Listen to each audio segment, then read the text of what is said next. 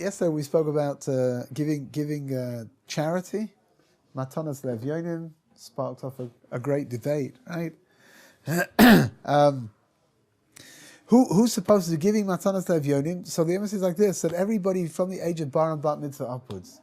Right? So if you're a boy, that's the age of 13, and if you're a girl, you're probably in the wrong place. And if you're a girl, then that's from the age of 12 upwards. So women also have to give Matanas Levyonim, right? So married women should give also Matanas Levyonim. Everybody's got to give. It's probably a nice thing to get the kids to give before their bar and bat mitzvah as well. They should get used to giving it. It's a nice thing to do. There is another mitzvah which is actually on Erev Purim, which is to give 3 half shekels to charity. Now, when you go into shul on Erev Purim, so over here in Jerusalem, it's going to be on I've lost track, on Thursday afternoon. If you're outside of Jerusalem, it's going to be on Wednesday afternoon. When you go to Daven Mincha, you'll see that normally in all the shuls on the bimah, there'll be a whole bunch of different collection plates and bowls and all kinds of different things. And the idea over there is to give what's called the mitzvah of machtzis hashekel. Machtzis hashekel means half a shekel. You're supposed to give 3 lots of machtzis hashekel because they just learn it from the parsha that's read, right? In Parshas Kisisa that talks about the half a shekel. So it's mentioned 3 times. New Israeli shekel counts. Yeah, so normally you give according to the country that you're in. So if you're over here, 3 half shekels will do. If you're in America, it needs to be $3.50.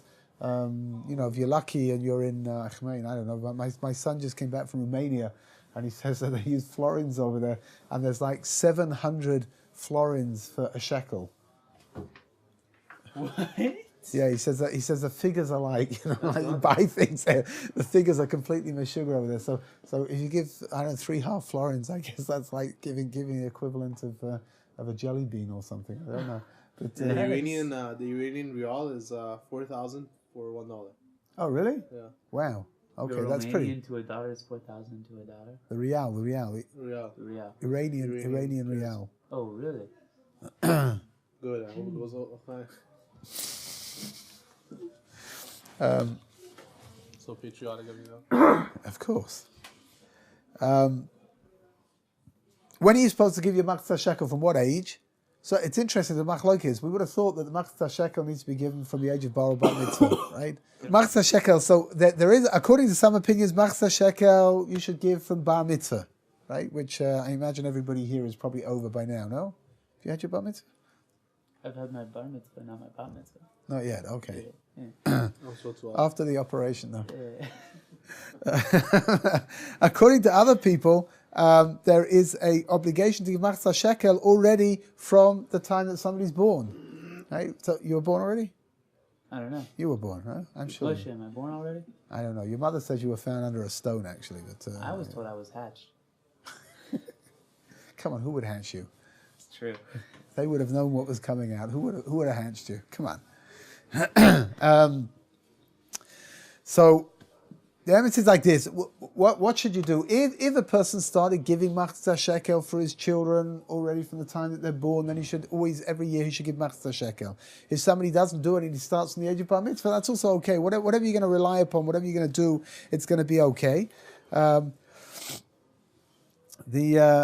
machzah shekel and mishloach manot should not be given from money. You should not use money that's been set aside for Maisa. What is Maisa money? Maisa money is your charity money, right? So a person's supposed to give 10% of his income.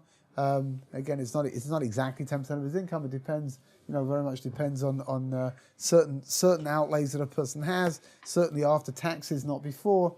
However, you're supposed to give between 10 or 20% of your money to charity.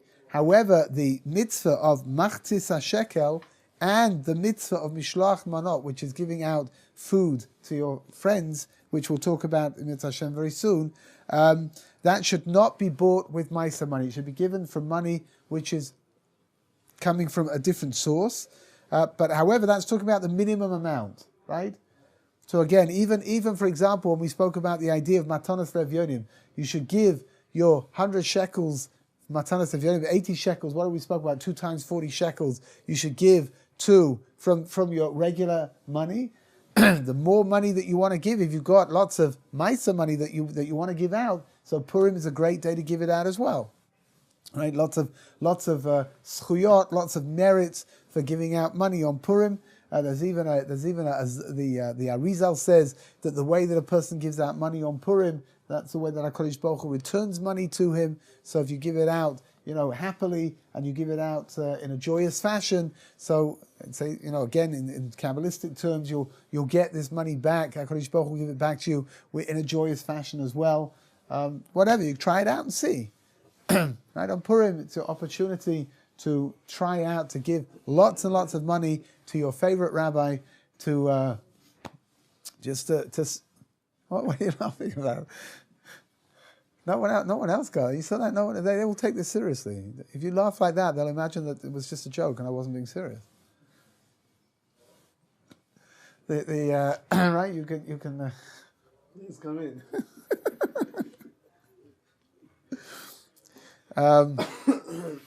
Once you've decided how much money you're going to give, you shouldn't change your mind, right? You can go up, but you shouldn't go down. Which means the person said, you know what? Instead of giving 80 shekels to Matanas Levyonim, I'm going to give 100 shekels, and he just thinks in his mind that's what he's going to do. So afterwards, he should not then reduce the amount back to 80 when he realizes that the extra 20 shekels would be better spent on what would it be better spent on? Okay, now you can make somebody a shiliach. We spoke about that. You can make somebody an emissary to your agent to give your matanas levyonim on Purim, which is like I mentioned before. You can give your money to somebody like Rav Samet, and he'll make sure that it gets given out. And you are fulfilling the mitzvah of giving money on Purim, even though you're not physically giving it out. Nevertheless, it will get given on Purim, and that means that you fulfilled the mitzvah. There's also a mitzvah on Purim, another mitzvah on Purim, is something called Mishloach Manot. Right? What a Mishloach Manot? This mitzvah goes back all the way to the time of the Megillah itself, where it says at the end of the Megillah, it says that the Jewish people were so happy that they gave Mishloach Manot Ish L'Re'ehu, they gave gifts of food to their friends. So we give Mishloach Manot on Purim, it's a sign of unity. Right, it's a sign of friendship for each other. There's a fascinating Arizal. The Arizal says like this, that a person should really give Mishloach Manot to somebody who he doesn't really like. So, if you come with an enormous Mishloach Manot for me, then I'll remember that, right? That the Arizal says you should give Mishloach Manot to somebody you don't like, because what's the idea? It's fostering friendship, right? Which means that if you give Mishloach Manot to somebody who you're not very keen on, and he thinks to himself, presumably the feelings are probably mutual, right? So he'll think to himself, wow, this person gave me Mishloach Manot, he's not as bad as I thought he was. Maybe I should give him back his lawnmower. Pardon? Give him back what? Lawnmower. Yeah, maybe that's Mishloach Manot, right? You could return his lawnmower. That's not a bad idea. Here in Israel, the emphasis is that returning people's lawnmowers is a lot less urgent.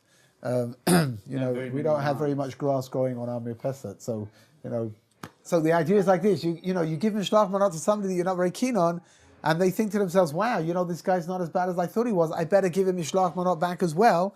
And then you think to yourself, wow, this guy's not as bad as I thought he was. And all of a sudden, through the Mishloach Manot, friendship is being grown together and being built. And all of a sudden, from something which really wasn't very good, all of a sudden something very beautiful is going to turn out of it. A beautiful friendship is going to be grown. Okay, what is Mishloach Manot? What do you have to do in order to fulfill the mitzvah of Mishloach Manot? So you have to give at least 2 pieces of food to one person. So the good news is like this. I see a few of you are looking a little bit concerned about this idea of Mishloach Manot, Ish L'Re'ehu, wondering to yourselves where you're going to find people that you're friendly with to give gifts to. However, it's only one person. So you just got to find one person who's prepared to receive a gift from you. And the gift has to be comprised of 2 different kinds of food. and the food has to be in a state to be eaten. Now, I heard from a very great rabbi a few years ago who said that mishloach manot, you're not supposed to send, like, I don't know, I'm scared to say this in case it sets off a riot or something, but you're not supposed to send, healthy things like salad and stuff like that and fruit. Too, mishloach manot is supposed to be the way that he described it in Yiddish. He says alle gute Sachen, right? It should be made up of good things, tasty things, sweet things. Cholent. I heard, for example, beastly you can't send either because it's not edible right away. You have to open it. And then really? No, that's interesting. No, because I heard it's true that the food has to be ready to be eaten, but I've never ever heard before that it's something which is in a package shouldn't be sent. Yeah, that's what I heard. I've never heard that. That's interesting. Would cheesecake count? Would cheesecake count? Yeah, for sure. Why not? Yeah. Awesome. Was that a hint? Was that a hint of some kind? What if you give to families? I mean, you can't figure out how many people individually. No, so you've got to give. You have to give mishloach manot to one person, right? So if you want to give to a family, that's okay. You're giving it to one person, and they'll split it up amongst the family. You fulfilled your obligation. What's for sure is that mishloach manot very often are comprised of all different kinds of things. Some of them are very inventive, but the bare minimum is just to give two different foodstuffs to one person, and to fulfill the obligation like that. If you can give to several people, right? If you've got people who are, more than one person who's actually prepared to take gifts from you, then that's what you should do. The more the merrier. But the obligation is only one person. The obligation is only one person. Okay. Right? 2 foods for one person. There's an interesting question inside the halacha. Things that are fried. So, for example, fish or schnitzel.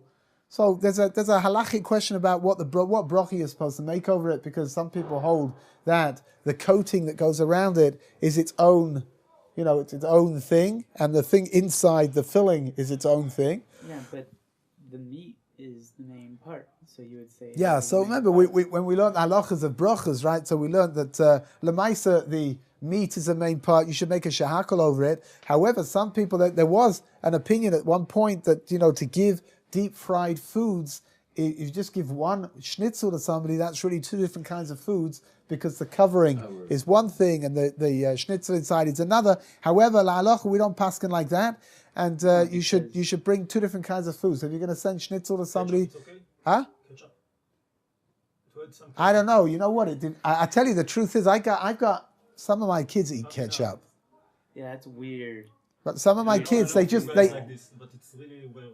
Some of my kids, they use food to be able to have ketchup. It's not. They don't add the ketchup. That's right. Food with your ketchup. Oh, That's yes, right. Thank you. Would you like a piece of schnitzel with your ketchup? My wife was like that. There's no question. But ketchup. Yeah. Yeah, I know a few guys like.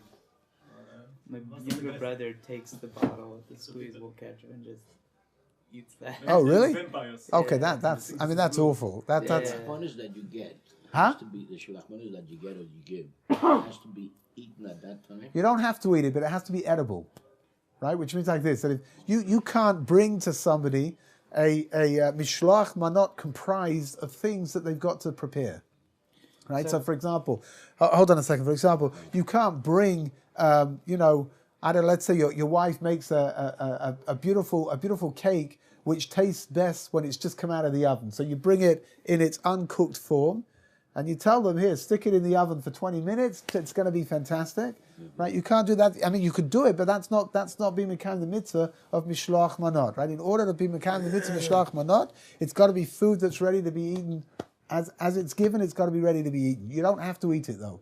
Yeah. What about drinking food? Drink is also good. Wines, we get the little bottle. What about you? If you give them something edible, but they prefer to warm. Let's say you give them something that's not warm, and they want to warm it up and eat it. That's fine. That's up to them. That's up to them. Which means that you've given them something which can be eaten right now. Right. It doesn't taste as best when it's warm. So, but I mean, it's edible. They could eat it now if they wanted to, right? They could eat it now. But if they want to warm it up, that's their business, for sure. Also, can I get like mishloach manot from you and then pass it on to someone? Like get the basket. And just... I mean, it's very unlikely. There's a few questions over there. Yes. No, please, one at a time. But that's what you do. Yeah, you could do that. You can. Lots of people cannibalize their mishloach manot, which means that you get. What's the problem? You get mishloach manot. Very often they're identifiable, right? So you've got to be careful who you pass them on to, because they may have got one from the same person. They'll know that all you're doing is just, and that will have the opposite effect of what the Arizal's saying, right? The Arizal's saying it's supposed to foster good feeling, right? And when you palm off this horrible mishloach manot that you got that you don't want onto somebody else, he's going to say, "What? I got one of those from this fellow as well. What's he doing? This is not nice, right?" So lots of people take it and they rearrange it and they put in a little bit from here, a little bit from that, and they send them on. But if you wanted, you could take a mishloach manot in its entirety and just pass it on to somebody else for sure, right? Which means that whoever gave you the mishloach manot fulfills his obligation, and you pass it on to the next person, and you fulfilled your obligation. Of course, at some point it might come around full circle back to the person who originally gave it, who's a nebuch, because he's been trying to get rid of it. Right? Next question. If, like, say, in this like gift basket, there's something in there that you're definitely allergic to, and you No, you have to eat it. no, No, you have to eat it. No, you have to eat that's it. not my question. Oh, sorry. My question is, does the person who gave it to you, No. Yes, he probably does. does the person who gave it to you still get the mitzvah of it, even if you pass it along? Yeah, for sure. Yeah? Which means like this: if you've got somebody who has an What allergy if to his nuts, intent for was example. to kill you? Pardon? What if his intent was to have you have an allergic reaction? Then he's a Russian. Yeah. Then he's a Russian. Sorry, I'm just bringing He's a up- Russian. I'm just bringing up certain circumstances. Yes, I don't know. Things Does this happen to you often? Is this I'm like? not allergic to anything. Thank Oh, God. okay. There you Thank go. God. But Basically, what he's asking is, when does the mitzvah for the other person happen? When the person When you receiver give the eats it or you mishloach, receive no, when you give the mishloach manot to the person, you fulfilled your obligation, right? Right. As you got a person who's got a nut allergy, right? And you don't know, and your wife has stayed up all night. Good question. Huh? If you know about someone with allergy, Yeah, you send it sesame. yeah. Maybe That's not It's a fulfill the problem. No, obligation. I don't think you are. I think it's a problem. I think it's a problem. Yeah, this is the question. Yeah. Maybe it's not good. I mean, if you're doing it, you know that the person's You got know a for nut sure. allergy, and you send him nuts. I mean, that's Maybe for him get it's a not medical report from them first. Have you the doctor? background checks. But if somebody does that maliciously, it's an affair. I mean, period. yeah. No, that's for sure, Get 100%. But You it's can't good. you can't do that. But I'm But saying does the it's, positive commandment override the negative commandment? Good opportunity to liquidate people. I'm going to tell you is like this: if a person's got a nut allergy and they get given nuts, right? So for sure, the person who gave them, he doesn't know. The person who gave them the nuts, he's fulfilled his obligation with mishloach manot, even though this person's not going to eat it, and he's going to pass it straight on to somebody else. Even the sender know. Even the guy that sent him shloch. No, so I think like this: I think if the person knows, then I think it's a problem. So, I'm going to ask you another question that's good as my first question. So the guy sends him this package that's got something that he's allergic in it, right? What if the guy who received it took it and gave it to someone else and said, "Here, I'm passing this on to you." Does he also get the mitzvah? Yeah, for Because- sure. All right. For sure. You have to tell them. You just give it to them. I think if your wife's gonna make like nut clusters and you're gonna give them out, maybe you should give EpiPens together with the mishloach manot, just that, just in case, right? Yeah. EpiPens are expensive though. So okay, so forget it. So don't give. The what? So at least, you know what? At least write Hatzolah's phone number on the right on the package so that people know who to phone. Right? That's I had we had a guest came for Shabbos once, and she said, right after the challah, right, everyone starts talking again. She says, by the way, if I eat anything with nuts in, I'll die. Uh-oh. Now that's a bit of a conversation stopper, Like, I don't know. Was there nuts? There aren't nuts. There are nuts. Well, I don't know. I have to tell my wife to hold on. Don't. But maybe we shouldn't put out the peanut soup. And the gefilte fish with the pecan garnish on the top. Right. I mean, it's like. It was rampant irresponsibility. Can you imagine going to somebody's house and just after you've got there telling them that by the way, if I eat nuts, I'm going to die. So what are you supposed to say? Okay, well, it's been nice knowing you. We take no responsibility for what's going on over You're here. sign this waiver. So I thought I thought she was exaggerating. You know, it sounded like a teenage thing, right? But her parents came for Shabbos. Her parents were coming for Shabbos a few weeks later. And her mother phoned at the beginning of the week. Obviously, being a parent, you get to be a little bit more responsible than your children, I guess. Yeah. And she said, look, she says, my husband is very, very allergic to nuts and seeds. And, could you please just be careful not to have any? I am. Right? I mean, because of the verticalitis or something. Oh, so that here, this would set off an allergic reaction. Which could have real. So like an idiot, I tell this lady on the phone. I said, okay. I said, so you'll let us know on Thursday if you want us to put any nuts in the menu, right? And there's like complete quiet on the other end, right? And then finally, in a rather tight voice, she says, okay, so we'll see you on Shabbos. Okay, good. Okay, yeah. So I think you should not be sending foods with allergens to people that have allergies. I don't think that's a great idea. I don't think it's a very nice thing to do. In the same way that I really don't think that you should lace your mishloach manot with things like arsenic and cyanide, because I also don't think it's a very sociable thing to do. Yeah. Can the giver receive any kind of benefits from let's say, for example, can you insert his business card into the basket? Yeah. Like send it to his clients? Yes, absolutely, 100%. I have a question. It's done in New York. I get it all the time. Yeah. I get baskets from like the advertising. Right, that's correct. But what field are you in? Law. So Law. I'm not an attorney yet. Like yeah. Yeah, no, for sure. If you want to, once you've got a thriving practice, and you want to on Purim, you want to send out mishloach manot to some of your better clients, right? Some of the more lucrative clients, let's say, or to your favorite rabbi, perhaps. Then you could. English. You could, whatever. Yeah, you could. You are the favorite. Who? Why do you think you are the favorite? No, chas v'shalom. Chalila. Think you're the favorite. No. I don't. No, chas v'shalom. I'm not suggesting anything. Yeah? No, absolutely not. Why would you imagine that I meant myself when I said that? That you can send, you for sure you can send with your business card inside. You should know where it came Some from. people write Chag Sameach, Happy Purim. It's true with the cards. You could also send your latest bill to them as well. Shlach manot with your invoice for. Here's the gift for you. I also need you to pay this on time. There's a famous joke about this 38-year-old lawyer who dies, and he goes up to heaven, and he says to God, he says, hey, what's going on over here? I'm 38 years old. What do you kill me for? So he says, 38 years old. He says, I'm terribly sorry. He said, according to your billable hours, we thought you were 90 already. According to what? Your billable hours, we thought you were 90 already. Anyway, so mishloach manot, two different kinds of food. It could be drink as well. So you could send, like a packet of wafers and a nice brandy. Yeah, or I was going to say a can of Coke, but whatever. Each to their own, right? You could send an energy drink. Although we don't know anybody that drinks these things, right? But can you take him to a restaurant and just buy him food? No. Or it has to be like a package? No, because you got to give it. No, it's better if someone gives for you. No. You can. There's a machlokes about what the best way to give mishloach manot is. Whether you give it yourself or whether you send it through somebody else.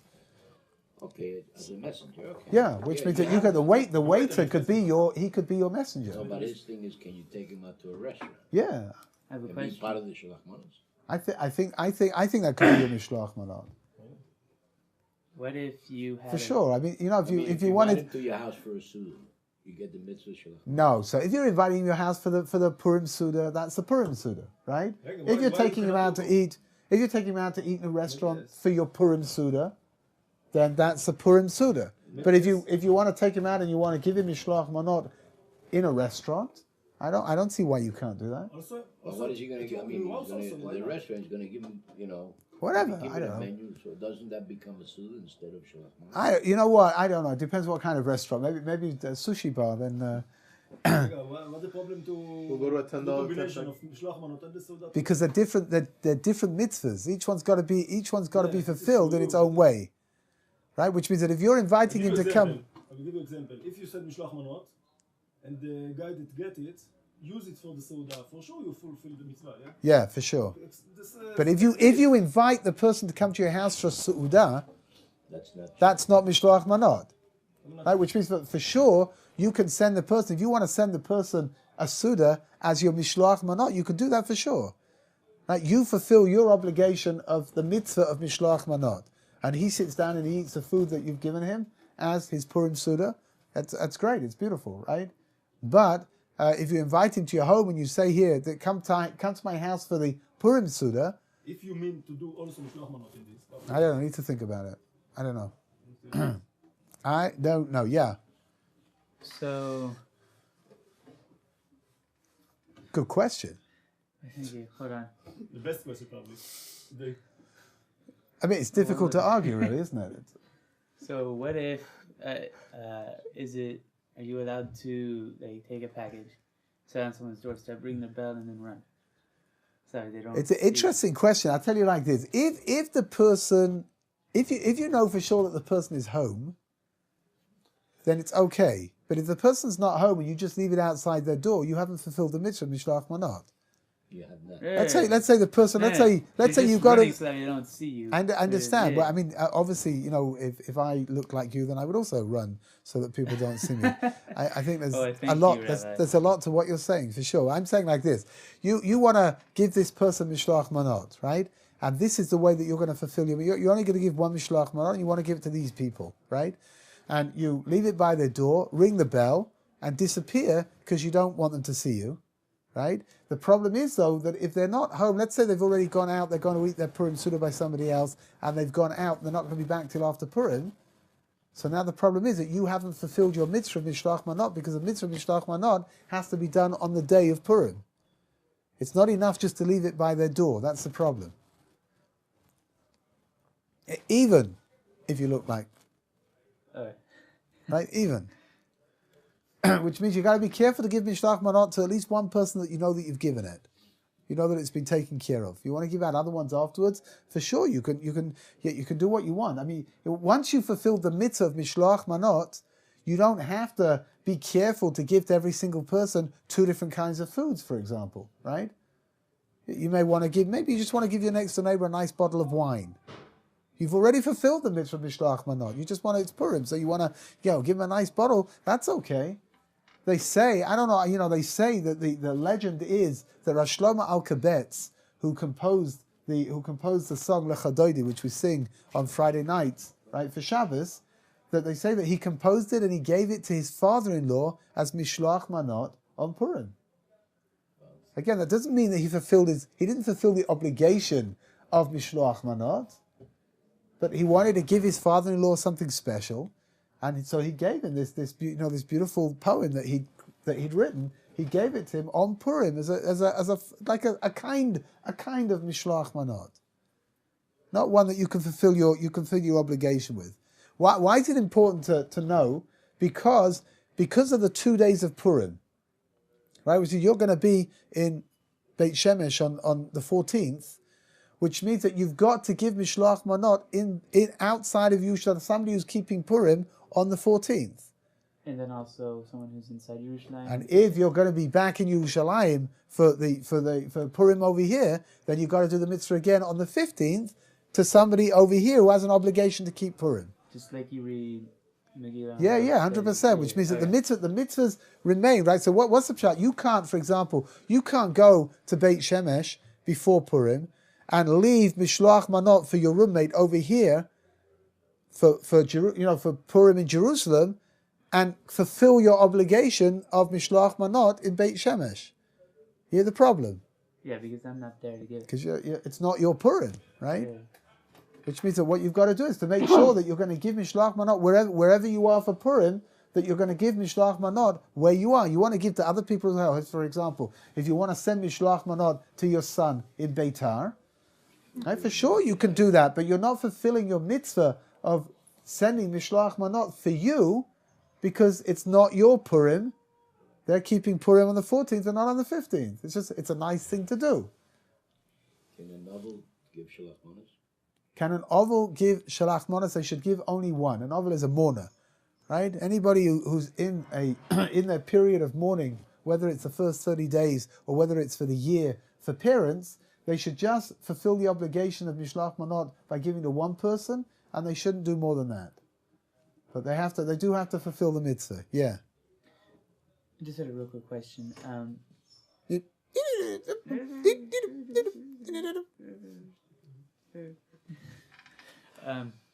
My question was, whenever you're mourning, for parents, is the 11th month mourning only if their children dies?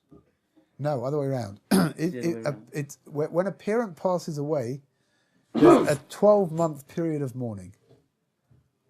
When anyone else passes away, it's 30 days. Okay.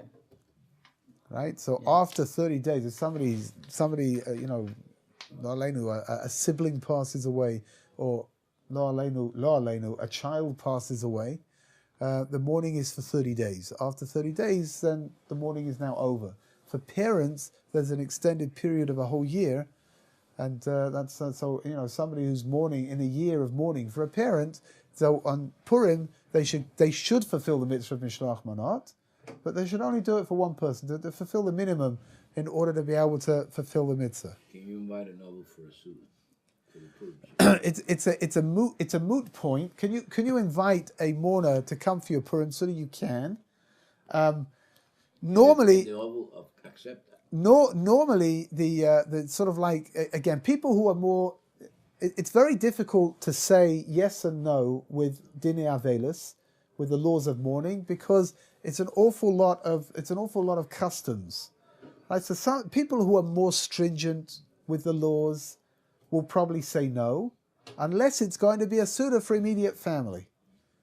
And again, the mourner has to eat a Purim suda as well. So who's he going to eat it with? If he eats it together with his immediate family, even if the immediate family is big, that's fine, right? Let's say a person's got a lot of kids and there are grandchildren, and it can be a very happy, very joyous affair. That's okay. Some people won't go to a suda that's got other people there as well. Some people will. Again, I think whatever you if you want to extend an invitation to somebody who's a mourner, for sure you can extend the invitation. Just don't take it personally if they say that they would prefer not to come. That's all. Are you? Okay, good. I was just wondering if you were like unsure whether you had a question or not, because you were waggling your finger up and down. That's yeah. Do you also have to wait 12 months for grandparents? No. No, it's only with grandparents there is no direct mourning at all. Right, which means like this. That why is that? Because the mourning is only for your nuclear family. Right, which means, what is mourning for? Mourning is for parents, for siblings, for a spouse, right? And that's it. The next layer of family, so for example grandparents, and then possibly what comes next, aunts, uncles, nephews, nieces. There are no laws of mourning. Right, which means that children have to mourn for their parents. Grandchildren don't mourn in a formal fashion. They don't mourn for their grandparents. Again, that doesn't mean that you shouldn't feel bad and you shouldn't feel sorry, and it doesn't mean that you shouldn't learn lots of Torah in order to elevate the soul. Right? That's always a good idea. Right? Ben's always elevating his souls by getting up on his bed. Parents say Kaddish up to the 11th month. That's all. Sorry? You stop. By parents, you stop saying Kaddish after 11 months, and you carry on with the laws of mourning for the final month as well. It's like a transition period between the two. There are some people who follow the custom of the Chassam Sofer, and they say Kaddish all the way through until the last week.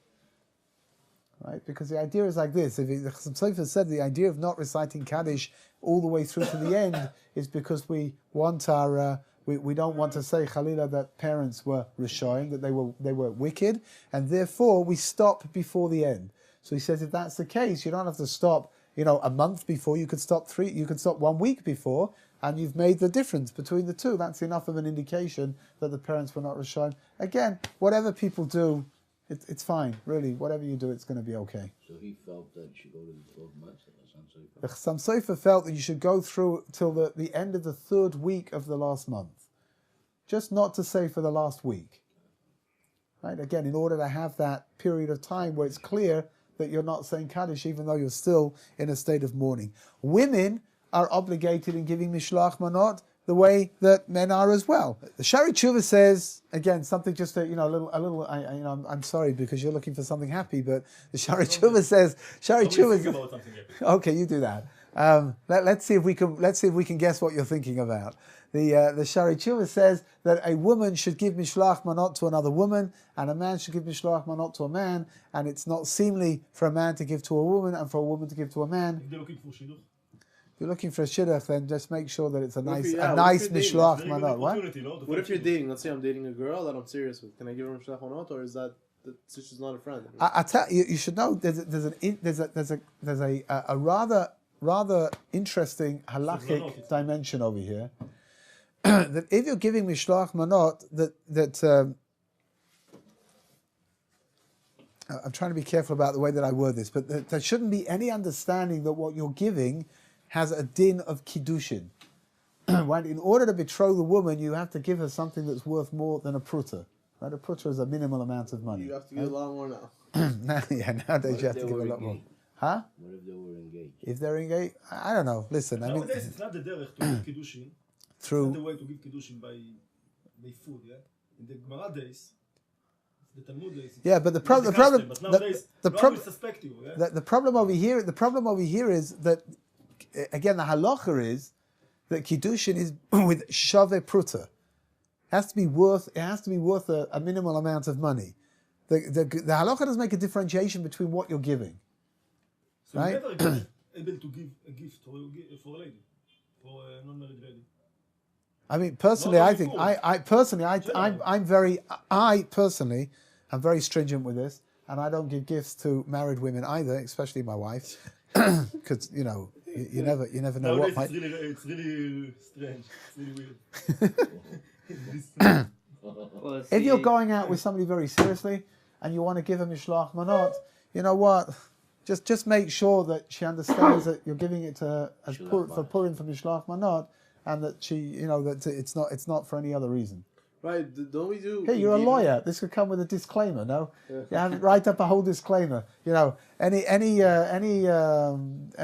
resemblance to people living or dead is purely coincidental. And no, that's the wrong one, right? Everything in this email is completely private and confidential. And delete it if you see. That's right. If you've got this email by mistake and it's got all my banking details inside of it, please delete it. Yeah. Okay. Yeah. There's the IRS in the US. You have IRS disclosure, like. Yeah. There's a bank information. Yeah. Wait. So but like these days we get engaged and get married in the same night, no? It depends. These engagements like we have, a lot of people not custom, yeah. engagement not engagement as in getting engaged, but what's called tanayim, right? That the tanayim are done in many places are done immediately before the chuppah, right? The reason for that is that the betrothal should there's an Indian in halacha that if you get betrothed, halachically, I'm trying to stay away from the word engaged because it's going to confuse things. But if you become halachically betrothed, there is all kinds of complicated issues about whether you can break a betrothal or not. Right? Whether it's by some people, it's all the way up to the it's complicated. That's why some people have the custom to do it right before the chuppah.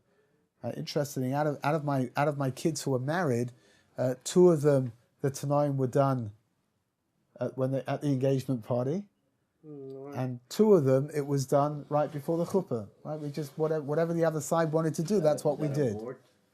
Yeah. You've got more than 4 kids. I have more than 4 kids. Yes. Do you afford them? Pardon? Do you afford them? Can I afford them? No, of course not. At last count, I had 27 children. Nowadays, it's nothing. What's the most you've heard? Like a good rabbi having? 18. Really? Chai. So It's a Shmati? numerical Yes, value. Numerical value of chai. He should buy us for Torah and just have minions in his house.